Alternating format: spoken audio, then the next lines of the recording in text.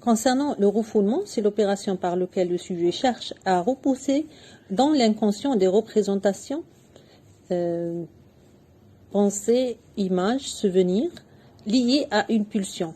C'est-à-dire, on a dit que l'activité psychique se traduit par la perspective psychanalytique par des activités pulsionnelles. C'est-à-dire, chaque pulsion, on a plusieurs pulsions, donc chaque pulsion, pour Sigmund Freud, répartie entre représentation et l'affect. Donc, la représentation, elle est dans l'espace, dans l'endroit, dans le champ conscient, et l'affect, elle est inconsciente. Donc, on ne peut pas dire l'affect, c'est involontaire, c'est inconscient. Donc, qu'est-ce qu'il va avoir? Cette représentation va se repousser vers l'inconscient, de l'affect. Par exemple, je me sens pas bien, l'affect, je me sens pas bien, mais je ne sais pas pourquoi. La représentation de ce ressenti, elle n'est pas conscient, elle est dans l'inconscient, c'est-à-dire que je ne peux pas l'exprimer. Donc ça, c'est le refoulement. Concernant la formation réactionnelle, c'est une attitude qui s'oppose à un désir refoulé et qui se constitue en réaction contre celui-ci. C'est-à-dire, la représentation et affect qui jette donc elle devient refoulée, même le désir, c'est-à-dire l'affect, elle est refoulée. L'affect et la représentation, elle est refoulée.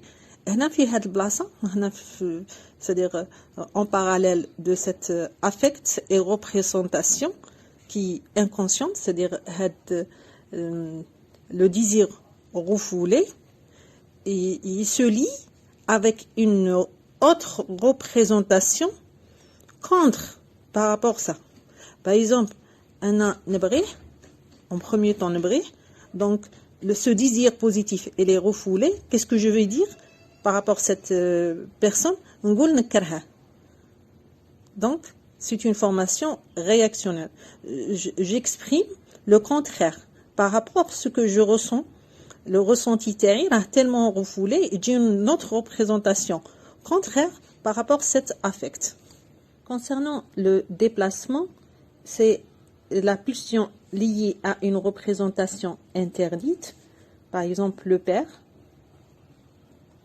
il me présente sa représentation liée avec une affect désagréable. Par exemple, la peur.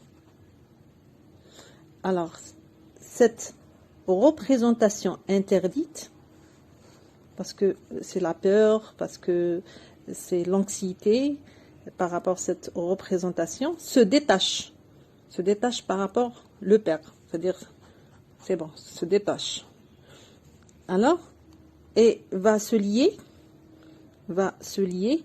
avec d'autres représentations neutres. Par exemple, l'ascenseur. Alors, pour l'ascenseur, sa représentation, elle est neutre en premier. C'est quoi? Elle présente, j'ai pas un affect vis-à-vis de cet ascenseur. Mais la pulsion liée avec la représentation du père, elle se détache d'elle et ça va lier avec d'autres représentations neutres, jihna. Donc, nous l'ascenseur. L'ascenseur me présente la peur. Donc, je vais avoir un sentiment d'anxiété vis-à-vis cette représentation de l'ascenseur.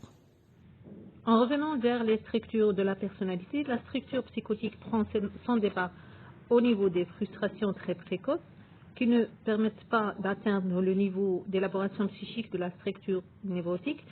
Le conflit sous-jacent se joue entre la réalité et le ça, c'est-à-dire les besoins pulsionnels bruts. Le type d'angoisse prévalent est l'angoisse de Morcel. Cette structure ne reconnaît pas les limites, ni les interdits, ni des valeurs, donc elle court toujours derrière ses plaisirs.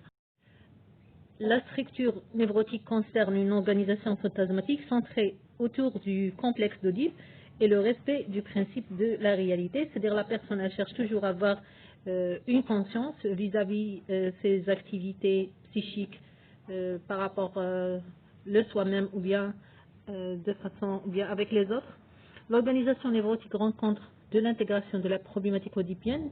Elle est caractérisée par l'existence de conflits intrapsychiques, c'est-à-dire la personne elle a toujours une tendance de se culpabiliser, elle se culpabilise tout le temps. Le type d'angoisse dominant est l'angoisse de la castration.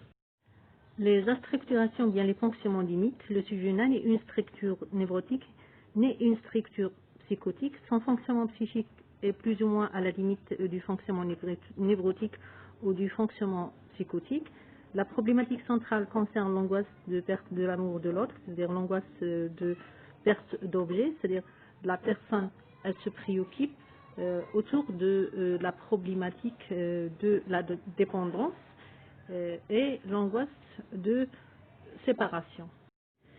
Selon Sigmund Freud, chaque individu présente un type de fonctionnement psychique privilégié se situant dans l'une ou l'autre de ces trois grandes entités sans être malade pour autant. Et c'est-à-dire Sigmund Freud, il a comparé cette structure mentale comme un bloc minéral cristallisé. Si on laisse tomber à terre un corps cristallisé, il se brise. Toutefois, il ne se brisera pas au hasard. Donc le cristal va se casser selon des lignes de cassure préétablies, c'est-à-dire selon des lignes de la vulnérabilité. Autrement dit, une structure de la personnalité, d'une personnalité qui ne peut avoir une adaptation intrapsychique et ou interpersonnelle se brisera en fonction de ses faiblesses structurales. Par exemple, les troubles hystériques, on les trouve chez une structure ou bien une personnalité hystérionique. Les troubles schizophréniques, on les trouve chez une personnalité schizoïde. Les troubles paranoïaques, on les trouve chez une personnalité paranoïaque et vice-versa.